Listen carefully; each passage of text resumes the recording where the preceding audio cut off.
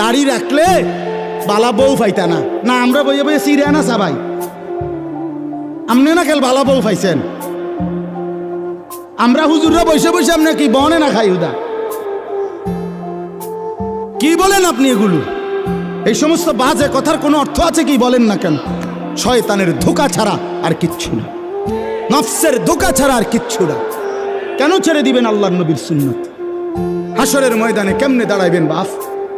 নবীজি সাল্লাল্লাহু আলাইহি সাল্লাম জিজ্ঞেস করবে, উম্মত 23টা বছরে আমি তোর কাছে ইসলাম বুঝাবার জন্য পিঠটা ঝাঁঝরা করে ফেলেছি তায়েফের পাথরের আঘাতে। আমি পেটে 2টা পাথর বাঁধছি ক্ষুধার কষ্টে। আমি দান দান শহীদ করেছি উহুদের ময়দানে। আমার এত কষ্ট, এত রক্ত, আমার এত চোখের পানি, আমার দিবারাত্রির এত কান্না, বিনিময়ে তুমি এটা কি নিয়ে আসলা? তখন কি বলবেন? কি বলবেন বাবা?